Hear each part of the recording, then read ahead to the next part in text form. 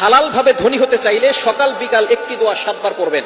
এটা আমার কথা নয়, নবীজি সাল্লাল্লাহু আলাইহি সাল্লাম নিজে জানিয়ে দিয়েছেন। আবু দাউদ শরীফের 1555 নম্বর হাদিস, খুবই চমৎকার একটি হাদিস।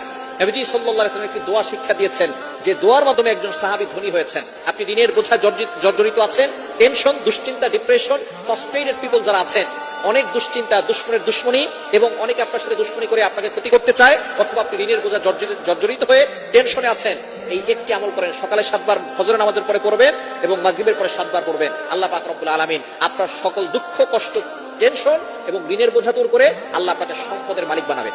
এটা নবী সাল্লাল্লাহু আলাইহি ওয়াসাল্লাম নিজে বলে দিয়েছেন। আবু সাঈদ খুদরি রাদিয়াল্লাহু তাআলা থেকে হাদিসটি এসেছে, একবার নবীজি সাল্লাল্লাহু আলাইহি ওয়াসাল্লাম মসজিদ নববীর পাশ দিয়ে হেঁটে যাচ্ছেন। এমন সময় দেখেন আবু উমামা রাদিয়াল্লাহু তাআলা তিনি মসজিদে বসে বসে জিকির করতেছেন, আল্লাহর ইবাদত করতেছেন। নবীজি সাল্লাল্লাহু আলাইহি ওয়াসাল্লাম ডাক দিয়ে বললেন, ইয়া আবা উমামা, ও আবু উমামা, তুমি এখন মসজিদে কেন? এখন তো নামাজের সময় নয়।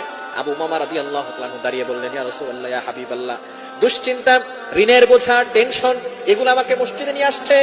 সাহাবায়ে কেরাম যখনই টেনশনে পড়ে যেতেন তখন তারা মসজিদে চলে আসতেন, আর আমরা টেনশনে পড়ে গেলে, দুশ্চিন্তায় পড়ে গেলে আমরা মসজিদে নামাজ পড়তে যাই না, আরো মসজিদ থেকে বের হয়ে যায়, এমপির কাছে যায়, মন্ত্রীর কাছে যায়, মিনিস্টারের কাছে যায়। না না, বিপদে পড়ে, যখনই আপনি বিপদে পড়ে যাবেন সাথে সাথে আল্লাহর কাছে হাজির হয়ে যাবেন, আল্লাহ তাআলা সকল বিপদ থেকে আপনাকে উদ্ধার করে দিবেন। আবু উমামা রাদিয়াল্লাহু তাআলা যখন এই কথা বলেছেন, নবী সাল্লাল্লাহু আলাইহি ওয়াসাল্লাম বলেন, ইয়া আবা উমামা, হে আবু উমামা, তোমাকে একটা আমলের কথা কি বলে দিব না, যে আমল করলে আল্লাহ পাক রব্বুল আলামিন তোমার দুশ্চিন্তা দূর করবেন, টেনশন দূর করবেন, তোমার ঋণের বোঝা দূর করবেন, ঋণ মুক্তির ব্যবস্থা করে দিবেন, এবং আল্লাহ তোমাকে সম্পদ দিবেন, এমন একটা দোয়ার কথা কি তোমাকে বলবো না? তখন সাহাবী বলেন, ইয়া রাসূলুল্লাহ, তাড়াতাড়ি বলেন, সেই দোয়াটার জন্যই তো আমি এখানে হাজির হয়ে গেছি।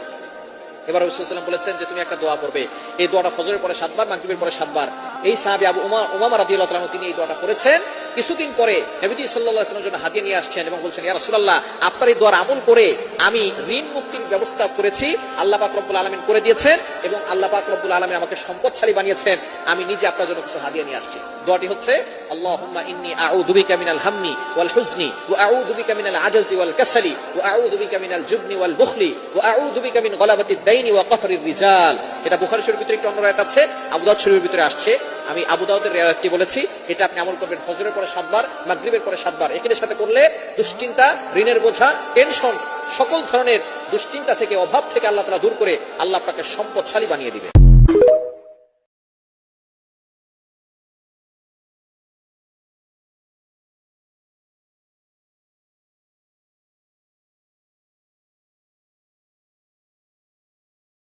হালাল ভাবে ধনী হতে চাইলে